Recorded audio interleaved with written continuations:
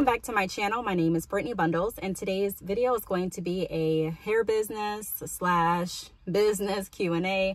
I'm going to be answering some questions that were sent in to me via email, some questions that were sent via text messages, and also some questions. Almost sliding. Sorry about that. And also some questions that were left in the comments from various videos. So if you are interested in this video, be sure to give it a big thumbs up. Please make sure that you are subscribed. Also, please make sure that your post notifications are on. That way, when I do upload a new video, you are notified. I truly would appreciate that. And let's get right into the video. So the first question that I have was sent to me via email. And this email consisted of a few different questions, but I chose one out of that email. So the question is, my vendor keeps raising prices and going missing. What should I do? I've made multiple videos in the past about vendors and about making sure that you look at the overall picture when you are working with vendors. You shouldn't look at, just the pricing on the hair. You shouldn't look at just the shipping time frame. You shouldn't look at just even the quality of the hair. You should look at the overall picture. You want a vendor that provides quality. You want a vendor that also respects you, that has a decent shipping time frame. And we're going to touch on shipping a little bit later in this video too.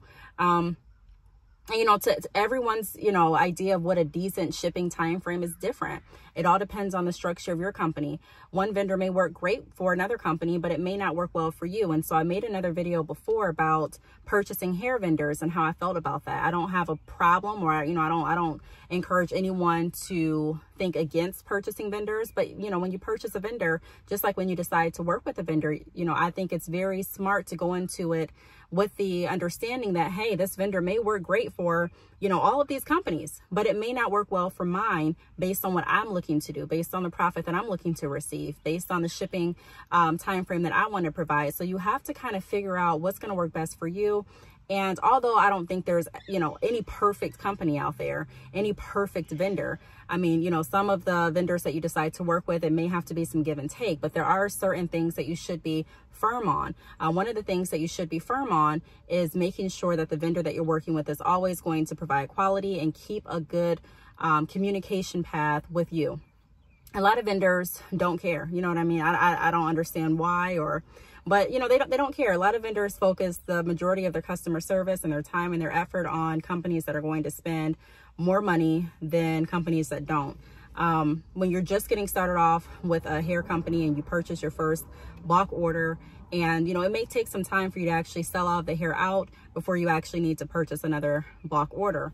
And so some vendors will treat you different because of it. If you're not really spending money like that, they may not respect you. They may go missing. They may not answer your questions back to back. And so that's why finding vendors it can take time and it can take money. And I think a lot of people underestimate that. That's why drop shipping is a really, really good option to look into, because it kind of takes away all of the money that you have to spend finding a vendor. You already have a vendor to work with. It kind of takes away all of the anxiety and pressure of, okay, is my vendor going to respond back to me? Are they going to answer my questions? Am I going to, when I place an order with them, am I going to actually be able to get the order to send my customers? Are they going to be in stock? So it's just a lot of things you have to worry about. And some people have, asked me about the pre-order method. Ultimately, I tell you to do whatever works best for you. I tell you, do what works best. You know what I mean? I can't say that this specific method is going to work well for every single business. All I can say is, create a foundation.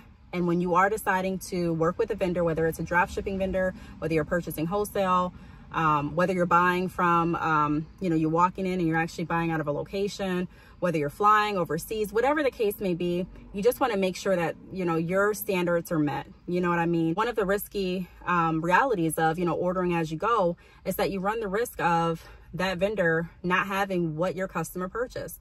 You know what I mean? I've talked about that in other videos. So I just think to kind of answer that question, what should you do? Me personally, I would continue to search for other vendors. Yes, it costs money, but you want to make sure that your company is always sufficient. Now, there may be times where you're like, hey, I just I can't find a vendor. So you may have to, restructure your company. You may have to put one of the products, as sold out. You may have to change some products that you're offering, change some things with your business. You may even have to give some refunds back if you're not able to get the certain texture or the certain lift that your customer ordered, and you're doing like a, order as you go type of method. or a pre-order method. So, you know, those are some things that you want to keep in mind, but I don't want to have to play and guess, you know, hey, am I going to be able to place this order to replenish my inventory? Am I going to be able to, you know, communicate with my vendor, ask this question? You know, sometimes you may need to ask a question to your vendor that you don't know. Some of your customers may have a question about your inventory that you don't know, you know what I mean? And so you may want to ask your vendor, because not all virgin hair companies are the same. Not all virgin hair vendors are the same. Not all virgin hair is the same. So, you know, sometimes you may want to ask a question. You know, you may want to ask a question, and if your vendor is constantly going missing and kind of hit or miss, that's not a vendor that I would want to work with. Man, that's not a vendor that I would want to work with to grow my business. You know what I mean? Especially if you're just starting off and if you're wanting to come out strong with good reputation, you know, with making sure that you're consistent, that you're setting the right expectations. You need to make sure that you're partnering with a vendor that understands that and respects that just as much as you do. Oh my gosh, get out of here. Okay, sorry about the distractions. Please bear with me. I'm outside. You can see I'm in my car and there's a lot of flies that just keep coming in. Okay, so number 2, why do certain people say not to use Shopify for hair companies? I believe this question was asked via text. I think it was asked via text. I don't think it was via email, but I guess that's neither here nor there. But again, why do certain people say not to use Shopify for hair companies? I don't know. I mean, everyone has their own experience. Everyone has their own reasoning behind what they say. I'm not someone that's going to, you know, debunk what everyone says or go against, you know, hey, that's not true. I mean, ultimately, like I say all the time, do what works for you. For me, Shopify works well. For a lot of people that I work with that sell hair, Shopify works well. What I could think, what I would speculate as to why people would say not use Shopify, the people that do say that, specifically related to hair companies, is because of Shopify Payments, which we're going to touch on later on in the video too. I don't recommend any hair companies using Shopify Payments. However, do some still use Shopify Payments? Yes, they do. I don't recommend doing it. I've made videos before about Shopify Payments. And, you know, like I said, I'm going to get into why I wouldn't recommend using Shopify Payments later on in this video. But I would think, I mean, that's the only thing that can come to my mind. For me, Shopify works. I love the apps that Shopify offers. I love the analytics. Really, it's the analytics and the apps are what drives me to Shopify. If Shopify did not have the customizable apps that can really, really help your business grow, help you interact with your customers, if they didn't have the analytics that gives me the full view of what's going on with my online store, I don't know if I would use Shopify. Shopify is the only e-commerce platform that I've been able to use that I've found true value in. Now, don't get me wrong. I've used other e-commerce sites before and they all have some kind of value, but Shopify is where it's at for my business. I have the full view of what's going on my website, and I have a lot of tools available. Not even just the tools as far as the apps and the analytics, but they also have lots of help tools. Like they have a help center. Like they have so many resources available to really help entrepreneurs. So I feel like Shopify is an e-commerce site that grows with you. You know what I mean? They are really good at making sure that they stay innovative. They're really good with making sure that they give business owners a full overview of what's going on with their store. And that's so important. People that typically just have gotten started with their business a lot of, I'm not gonna say everyone, but don't fully appreciate being able to see everything with your website. And I think that has to do with it being overwhelming. You know what I mean? Sometimes if you just get started with your business, you're worried about finding your vendor, you're worried about your pricing, you're worried about the quality of the extensions, you're worried about trying to market, get, you know, your name out there, get customers to you, you're worried about your website traffic, you're worried about, hey, I'm getting traffic, but why aren't the sales reflecting the amount of traffic that I'm receiving? There's just so many things you're worried about, you know, family support, lack of family support, lack of friend support, you know, so trying to grow your presence on social media. There's just so many things you have to focus on when you not even just when you first get started, when you're running your business. And so a lot of people don't take a look at their analytics until they actually get comfortable in the flow of their business. And they're like, okay, I'm stable. Let me now focus on the analytics. That was one of the mistakes that I made, because I was just like, who cares? Who cares what e-commerce site I'm using? Let me just get a website up and running. And that's that. And I really didn't focus on the analytics of my website. I focused on everything but the analytics. I focused on the color of my website. I changed that about, maybe 10 times. I focused on the design of my website. The design has to be where customers aren't shopping. I focused on so many things that now that I look back on it, were things that were minute things. You know, if I would have focused on the actual fundamentals of building my business and making sure that I had a clear view, of what was going on and where I needed to zone in on and focus on specifically at that moment, I would have been more successful faster, if that makes sense. And everyone has their own definition of what success is. But I'm just saying, for me, I would have reached some of the milestones and some of the goals that I had set forth for myself a lot sooner.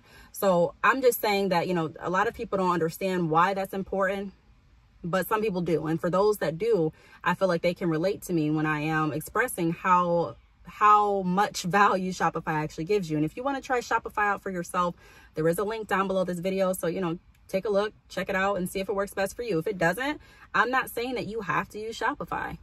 I don't think that, like I say in a lot of videos, what works for me may not work for every single person. All I'm here to do is share my information, my insight, my experiences, and, you know, take what you need, leave what you don't. You know what I mean? I'm not forcing any method or any structure down anyone's throat. I don't do that. I don't take offense to anyone that doesn't agree with what I'm saying. I don't take offense for, you know, to anyone that says, hey, I like this e-commerce site better. That's great. Then that's what you should use. All I'm saying is what I recommend and what I would use. So the only reason that I can think of that people would say not to use Shopify for hair companies is due to Shopify Payments, which I'm going to get into a little later in the video. The third question is, at what point should I hire an assistant? That's a question that we can go over in depth during a consultation, because there's not a blanket answer to that. You know, I don't think there's a certain amount of time that, you know, I can't just say like, hey, every business that's been in business for 3 years needs an assistant. I don't know that. There are some businesses that have been in business, for example, for 3 years, and their business is not to the point where they actually need additional help. I think a lot of people are, you know, they want assistance and they want help, and, you know, you want to build a company, you know what I mean? And you want people involved in that company fast. But if you're not careful, you can get in a position where you're hiring people that don't really have the best intention for your business, or you're hiring people that really don't fit the whole culture of the brand that you're looking at building. And it can be a struggle, especially when you're just getting started. You don't really understand the full flow of your business, or you don't really have a full flow of your business down pat. You don't really have a full solid foundation. And then on top of that, on top of trying to build a company, you're now trying to bring someone on to assist you to build something that you know, that's kind of new to you. But like I said, it all depends on what works best for you, what you want to do. Some people, you know, try out hiring an assistant and decide that it's not right for them. Some people hire an assistant and find out that it is right for them. I think some people get assistant mixed up with manager. For me, I look at those roles completely different. At this point in my business, I was looking at hiring an assistant last year. I made some videos about that, and I just decided that, you know, it wasn't the best move for me at that time. I do want to hire an assistant eventually, but there's a lot of training that would have to go into me hiring an assistant, because I have to figure out, well, what are they going to help me with? You know, I need to take time out and find the time to actually train them to do the work that's up to my standards and up to the standards that my customers are used to. You don't just want anyone working for your company. Who can you trust? You know what I mean? Who's going to keep your customer information secure and safe? I don't just want anyone having access to my online store. So there's a lot of things that go into hiring an assistant. Now, hiring a manager would be something that I would probably lean more towards in the near future. Someone that can, you know, help me, not really tell me what to do with the company, but help me manage my brand, help me grow my brand. You know what I mean? Maybe there's certain opportunities that they have access to that I don't, or they have certain connections that they have access to that I don't. And so at that point, it would make sense to work with the manager to help the growth of your overall business and your brand, in my opinion. So to answer the question, I did get this question via email. At what point should I hire an assistant? Really, I would answer that to say only you would know. When I think that the time that you should hire an assistant is when the workflow is too much for you to bear. Or, you know, when you can tell that your workflow is really, really increasing and you're like, wow, it's too much for one person to do. And that is after you've looked at different options as far as restructuring your daily task, making sure that you set the right expectation with your time frames. You know, that's really, really important. When I started to set the right expectation with shipping time frames, with my service time frames, it really allowed me to breathe. You know, there are still some days that I feel like I'm really, really swamped. And there are going to be some days that you are really, really swamped. But ask yourself, is it consistent to the point to where you actually need someone brought onto your team. Another thing I would look for is that, do you have the time? Do you have the time to sit down and train? I think training is a huge part of any business. I don't believe in hiring someone and not giving them any, structure or guidelines as to what you expect, or, sharing what they should be doing, and training them on how to do it efficiently. So, I've had experience with hiring in my salon, and from that experience, I learned so much insight and information on onboarding other people into your establishment. And it's something that takes time. You know what I mean? It's something that takes time. So ask yourself, do you have the time to devote to training? And then also another thing I would look at is, how do you want to hire your assistant? Are you going to pay them as your employee, or are they going to be independent? If they're going to be independent, how is that structure going to look? Are you going to pay them a percentage off of each task they complete? Are you going to hire them into your company, where at that point you're responsible for their insurance? So there's just a lot of things that go into hiring an assistant that you want to, take a step back and really think about it. At this point, am I ready? Or at this point, do I need maybe some of my friends or family to help me maybe, package some orders? Or maybe do I need to restructure the time frame on my website for shipping? Or maybe do I need to restructure the time frame for my services or for my appointments? And so those are some things that I would kind of toss around when I, if I was thinking about hiring an assistant. The next question is, should I use Shopify Payments? Now, we just talked a little bit about Shopify Payments. Now, Shopify Payments, I'm not, I can't remember word for word all of the information regarding Shopify Payments. I did a video on it, so if you want to search my channel regarding Shopify Payments, feel free to do that. But Shopify Payments, if I am remembering correctly, has hair companies classified as high-risk companies. So at that point, I don't think that Shopify technically allows hair companies to use Shopify Payments. I could be wrong, but that's what I do remember, if I'm remembering correctly. So I would think that that's one of the reasons why a lot of people say don't use Shopify for hair companies, but you can use Shopify and not use Shopify Payments. Shopify Payments is simply another payment method available to Shopify platform users. You know what I mean? It's just like, using PayPal or using, I'm not saying they're the same type of system, but I'm just saying, they're payment methods. Using PayPal, using Stripe, using Sezzle. I mean, there are different payment methods that you can enable through your Shopify store. For me, I don't use Shopify Payments. Shopify Payments, for me, it is risky. It's risky for hair companies. And why is that? It's because you're able to use, or customers are able to use their credit cards. And I've explained this story and told this story multiple times. If you are new to this channel, thank you, welcome. If you haven't heard about the story time when I was actually scammed and what kind of made me change the whole way of how I accept payments on my website, then it's out there. I have tons and tons of videos on this channel. So take a look at my hair business playlist. And I think the video is titled Hair Companies Take Losses Too. So search for that video and you'll be able to hear my experience. But yeah, I took a loss working with someone, or sending hair out to someone that ordered with their credit card, and come to find out, they had the hair delivered, and they called their credit card company and said that someone stole their credit card, and the credit card company gave them their money back. I went down to the police station. I filed a police report, but there was really nothing they could do. You know what I mean? I was upset. I couldn't believe that it happened to me, but what can you do at that point? You know what I mean? Someone says that their card was taken or stolen. They dispute the charge. They already have the hair delivered at this point. The money's taken out of my account. What am I going to do? Am I going to go drive all the way down from Michigan to where they stay? I think they stayed in California. Am I going to take the trip? I would have already lost the money in gas. And then once I got down there, what was I going to do? Knock on their door? Hey, you owe me hair. I mean, at that point, it's a loss. I took a loss.